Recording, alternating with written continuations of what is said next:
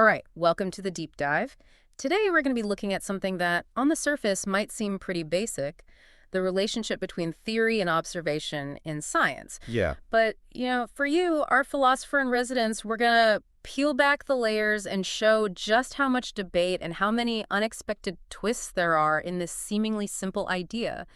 How do we really know what we know? absolutely. And the material you've provided, the articles, the research, it really dives deep into the philosophy of science. And right at the heart of it all, there's this intricate interplay between our theories and the things we observe. Exactly. It's a constant back and forth. We're asking, how do scientists gather evidence?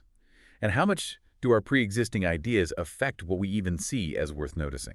Yeah, spot on. So in this deep dive, we want to really unpack this for you. We're going to dig into how scientists collect and interpret evidence and explore this idea. To what extent do our preconceived notions, our biases, shape what we perceive, what we understand about the world? It's like, think of this deep dive as a kind of fast track through some of the most important arguments in the philosophy of science, the kind of stuff that can really change how you see the results of scientific inquiry. How reliable are those findings? What's the nature of those findings? And especially for you, thinking like a philosopher, here's the big question we'll be grappling with throughout our discussion. Can observation ever truly be independent of theory? Right.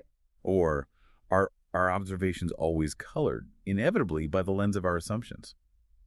We're going to look at what this means for the objectivity of science, something we often take for granted, and we'll even question the very basis of what constitutes empirical evidence. Okay, so let's start with a kind of traditional viewpoint, historically speaking. There was a strong emphasis on separating what we can observe directly, with our senses from the stuff that remains hidden, unobservable. Yeah, you're right.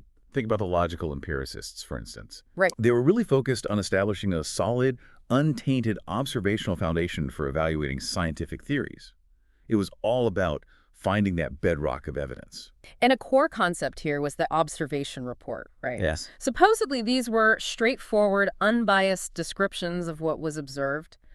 But even with something that sounds so simple, it got tricky, didn't it? Like, what exactly do these reports capture? Are they describing our subjective personal experiences?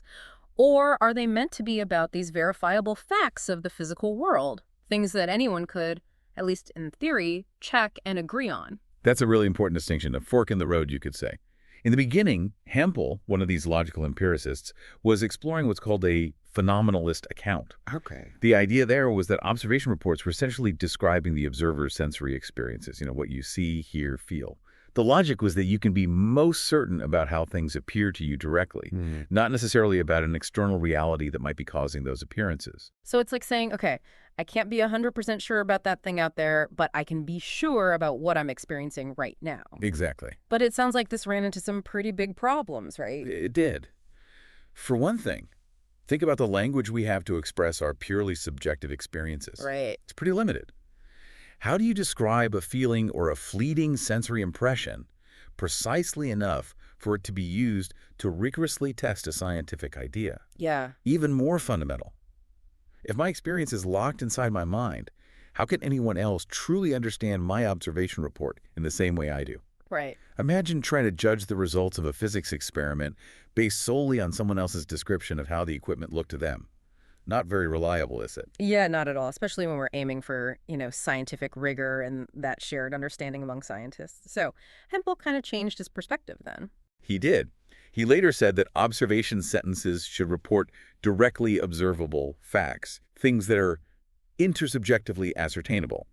So about the physical world, but things that multiple observers could, in principle, agree on. Oh, okay. Like the position of a needle on a gauge, a color change in a chemical reaction, or a particle being detected by a counter. Right.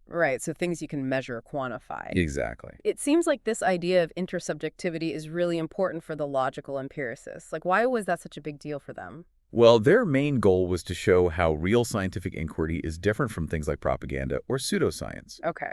They saw objectivity and the fact that these observations could be publicly checked as the key difference between solid scientific reasoning and, say, unsubstantiated political claims or making predictions based on astrology. They were looking for a shared, objective basis for judging whether a claim is true or not, a basis that was ideally free from personal bias or, values that shouldn't influence science. Yeah. I see. That makes a lot of sense, especially considering what was happening in the early 20th century. But it sounds like this grand idea of a universal observation language, like a perfect language for describing observations, it didn't quite pan out, did it? No, it didn't. Trying to create a perfect language to capture all valid observations proved to be incredibly hard. Right. And most philosophers of science today have moved away from that specific goal. But the underlying concern about objectivity, that's still super relevant, especially now with all the information flying around. Yeah, exactly. Even if we don't have the perfect language, the goal is still to have data that isn't just someone's opinion or based on their political stance. Precisely. But it's important for you, thinking about these foundational issues, to know that the logical empiricists kind of missed a big distinction. The difference between simply observing something and actually doing an experiment. Interesting. So how does that difference change things? Well, many philosophers nowadays see experimentation as more than just passive observation. It means actively interfering with the world, isolating variables, manipulating things, and carefully controlling conditions to get informative evidence. Observation, on the other hand, was often seen as more passive, just noticing and recording details, whether out in nature or sometimes during an experiment. The argument now is that this deliberate manipulation and control we use in experiments actually shapes the results we can observe in ways that are really important for understanding how we gain knowledge. So it's like saying the way we design an experiment isn't just a neutral background. It's a part of the process, influencing what we can observe and learn. Exactly. And this has led some philosophers to suggest we should rethink that hard line between observing and intervening. Okay. Because if even what we call observation isn't always this pure passive receiving of information, and if we can use complex models to account for other factors, even without directly messing with the system, then that traditional separation between observation and experiment starts to break down a bit. Got it. So we're moving away from this pristine, theory-free idea of observation. Now, let's talk about the tools we use to observe things. Obviously, in science, it's not just about our five senses, Oh, right? absolutely not. Think about something as simple as a magnifying glass, or as complex as a telescope or a microscope. These instruments expand our senses, allowing us to see things that would otherwise be way too small or too far away. Yeah, totally. And we generally accept that using a telescope to look at Jupiter's moon still counts as observation, even though we're using an instrument. But where's the line, philosophically speaking? Like, when does it stop being observation? That's where it gets interesting, right? Thinking about the basis of knowledge, Van Frassen, a philosopher of science, had a pretty strict view on this. Right. For him, something is only observable if a creature with senses like ours could, in theory, see it with their naked eye if they were in the right place at the right time. So Jupiter's moons fit that because an astronaut could see them up close without a telescope. But something microscopic, not observable, according to him. That seems pretty limiting, though, given all the incredible scientific instruments we have now. How have philosophers responded to that? A lot of them think it's too restrictive. Yeah. They say it doesn't reflect how science really works.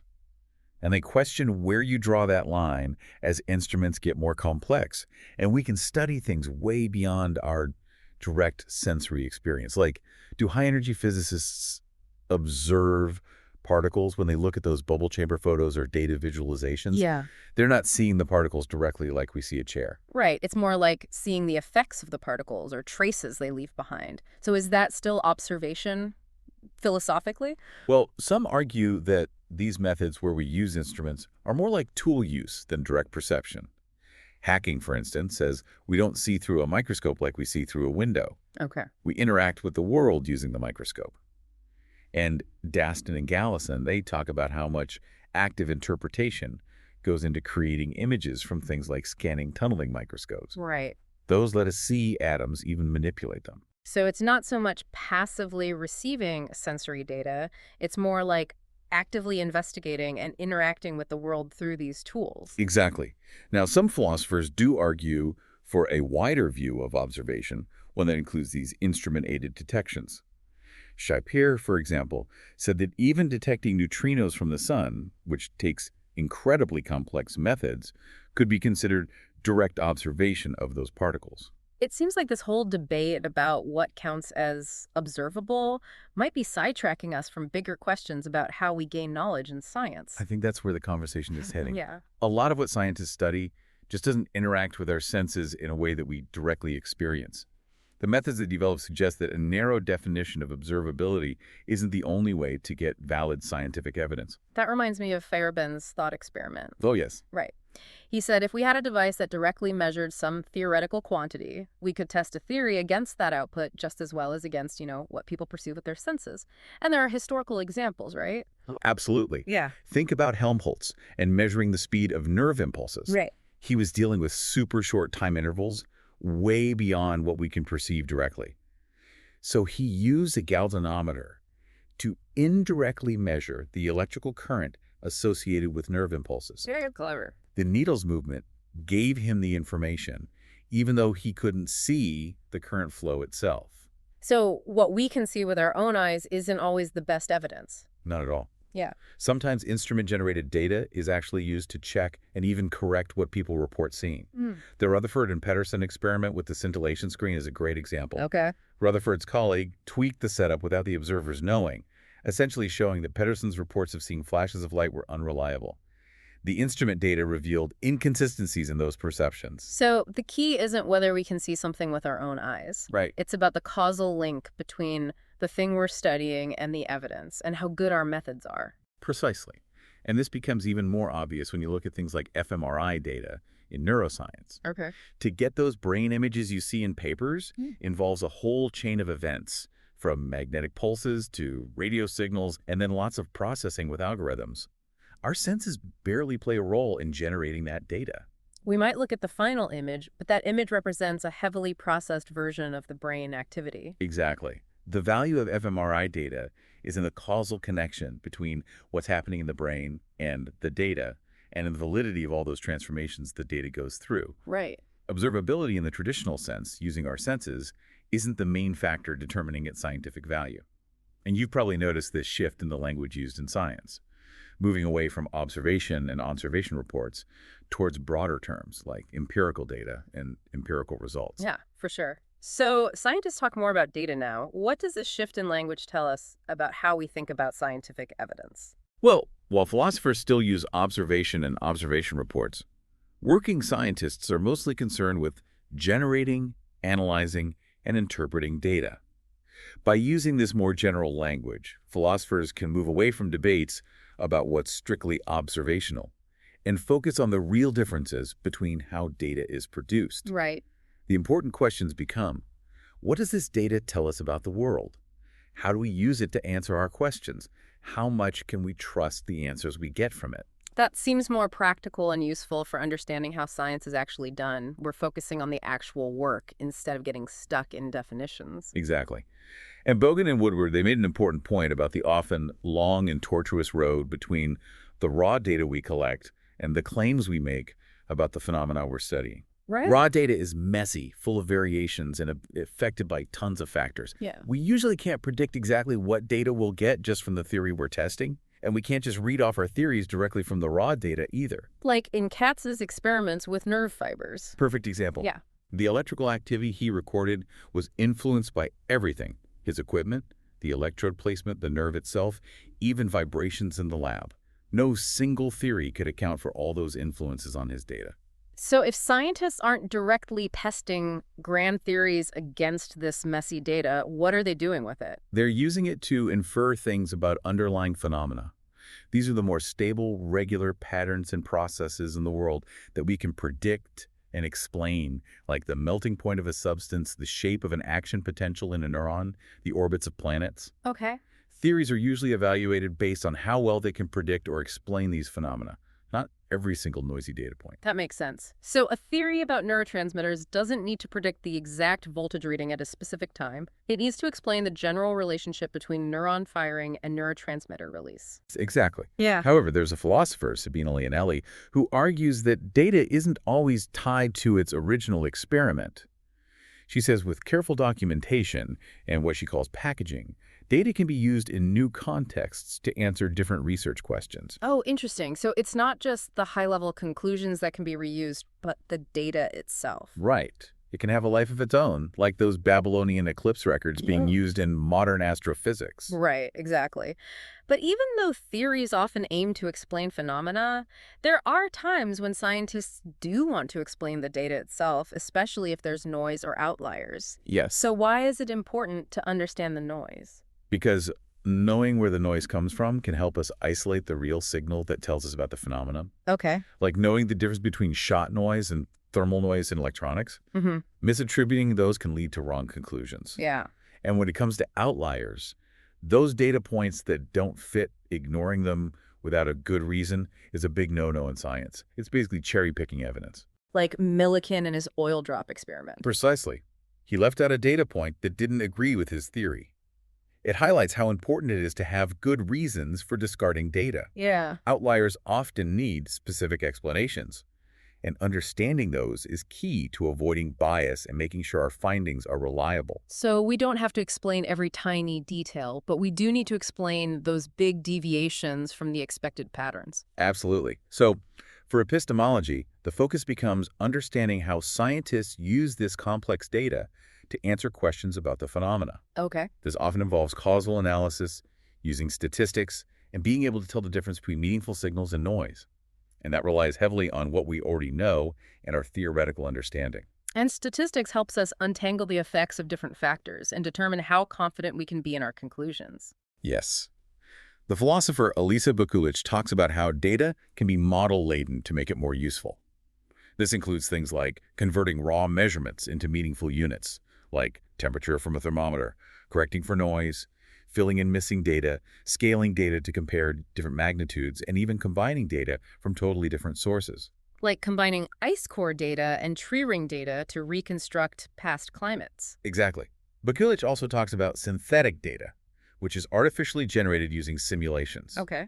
This can be useful for testing our analysis techniques before applying them to real data. And there's also data assimilation, where we combine real observations with estimates from complex models. It shows how intertwined models and data have become in modern science. But this close relationship between models and data can also be tricky, right? For sure. Bukulich and others warn that if it's not done carefully, it can introduce problems and make the data less reliable. Yeah. So philosophers and scientists need to understand when this relationship might become problematic or lead to circular reasoning. This brings us to a big concern, especially for philosophers. How theory and values might affect the objectivity of scientific results. This feels like a core issue in the philosophy of science. It is. The worry is, if our observations and data are influenced by our theories and values, can they really be objective and independent checks on our scientific thinking? Let's start with how theory might affect perception itself. The idea that what we literally see can be shaped by what we already believe, like Worthington's drawings of milk drops. Yes. Based on his understanding of fluids, he drew perfectly symmetrical splashes. But when he used high-speed photography, he saw the real splashes were often irregular. He had unconsciously filtered what he saw to fit his expectations. So, how much can our theories distort our actual perception? And then there's Brunner and Postman's experiment with those weird playing cards. Right. People saw normal cards, even when shown ones that were messed up, like a black four of hearts. It took a while for them to realize something was wrong. Kuhn used this kind of research to argue that scientists with different theories might literally see different things when observing the same phenomenon. Okay. But more recent work, like Gary Lupien's, offers a more nuanced view of how language, concepts, and perception all relate. So, like Kuhn said, Priestley and Lavoisier observing the same combustion experiments might have had different visual experiences because of their different theories about combustion phlogiston versus oxygen. That was Kuhn's take. But as we discussed, the case of Pedersen and Rutherford shows that even with different theories, scientists can agree on rejecting data based on shared methods and results. Right. And even Priestley and Lavoisier, despite their big theoretical disagreement, got similar quantitative results in their experiments. So, while our theories might affect what we focus on or what seems important, it doesn't completely prevent shared observations or the ability to correct for bias. Exactly. Kuhn also talked about salience, how different theories might highlight different aspects of the same event. Okay. But what's not initially salient can become important as our understanding evolves. The point is, while theories shape our perception, this influence isn't always fixed or insurmountable. What about the worry that we might be assuming the very theory we're trying to test when we gather evidence? That sounds circular. It's a valid concern raised by philosophers like Kuhn, Hansen, and Feyerabend. They argue that you can't really test a theory without already committing to it, or at least some of its assumptions, when designing experiments and interpreting data. Right. But Lehman's analysis of the Michelson-Morley experiment provides a counterexample. He showed that the theory being tested, the ether theory, was assumed in the experiment, but the key null result, not finding the ether, would have been the same regardless. So, assuming the theory doesn't automatically guarantee a certain result or invalidate the test. Right. And Woodward uses Millikan's oil drop experiment to show this too. Even though Millikan had assumptions about electric charge, his experiment could have produced results that contradicted his theory. The point is, we need to look closely at the link between assumptions and results in each case. Just saying a theory is involved doesn't make the evidence useless. Now let's talk about semantics, the idea that our theories might affect the meaning of our observations. This is another concern highlighted by Kuhn and Longino. If different theories use the same words but interpret them differently, think of heat in caloric theory versus kinetic theory, it could cause problems for communication and comparing results across theories. But not all results are just words, right? We have graphs, images, and tables too. Absolutely. And disagreements about those often come down to causal considerations, not just semantics, like is a spot on an X-ray real or an artifact? Is a peak in a spectrometer reading a real compound or noise? These are questions about what caused the data, not just word meanings. What about operationalizations, those procedures for defining concepts in terms of measurements? Bridgman argued that a concept's meaning is just the operations used to measure it. Oh, okay. But Kuhn and others pointed out that different research traditions might train observers to report things differently based on different operationalizations. I see. So while operational definitions are important, they're not fixed and can change as our understanding evolves.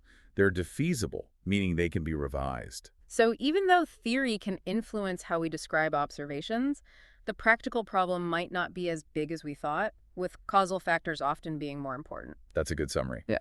And in fields like paleoclimate research, where they combine data from things like tree rings, ice cores, and sediments, the semantic challenges of integrating data are real. Yeah. But again, the key is to understand the causal chain that produced the data. And even with big theoretical differences, scientists can still agree on basic observations, like in early neuroscience, where they could measure nerve activity even while disagreeing about the nature of nerve impulses. And the fact that data can be reused across different theories challenges the idea that evidence is trapped within a single theoretical framework. Finally, let's talk about values and how they might affect results. This seems especially relevant today. Definitely.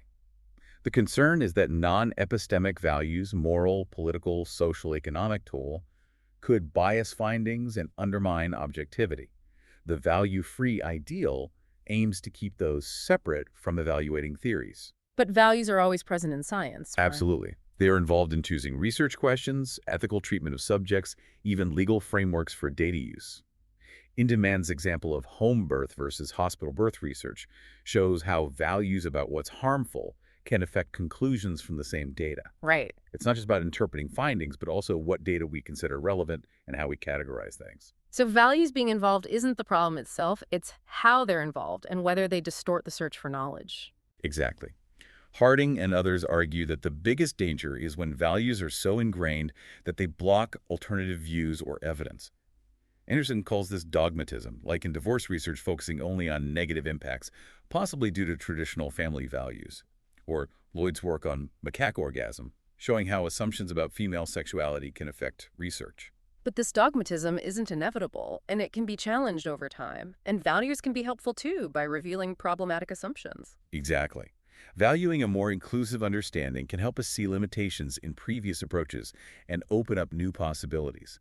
And as we talked about with data reuse, the potential for results to be used in new contexts, often by people with different values, shows that the link between theory and data is crucial for our overall goals of knowledge. So this deep dive has shown that the separation between theory and observation is much more complex than it seems. How does this change our understanding of the value and role of empirical evidence? That brings us to the final point.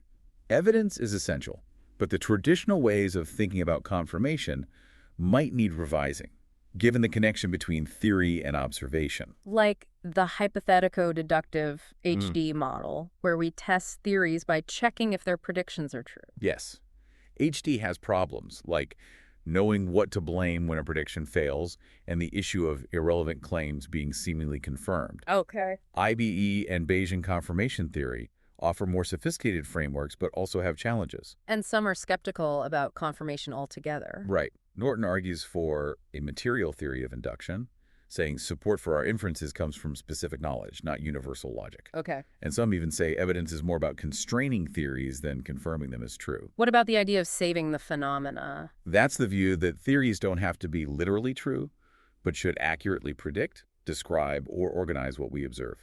Osiander, in the preface to Copernicus's work, suggested this, saying the heliocentric model was a useful tool, not necessarily a true picture of the cosmos. Duhem got a similar view, saying a physical theory is a system of math propositions that represent experimental laws, those mathematical descriptions of observable regularities. He emphasized simplicity and completeness as important and talked about how theories help us store and retrieve information about the world. And this connects to Van Frassen's empirical adequacy, right? Yes.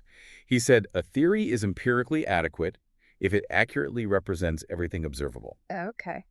This view focuses on the theory's connection to the observable world without requiring us to believe in the unseen parts.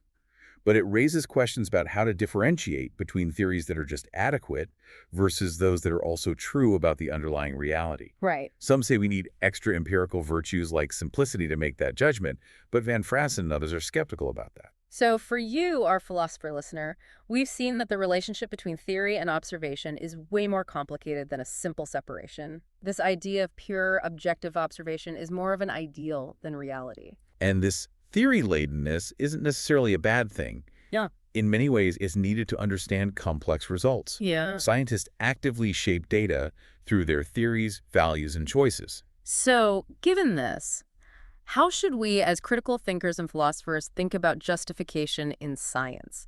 Do we need to move away from foundationalist views that saw observation as a neutral basis for knowledge? That's the big question we leave you with. Is experience really a neutral judge? Or is it an active part of how we build our understanding of the world? It's a debate that continues in philosophy of science and one that deserves your thought. Thanks for joining us on this deep dive.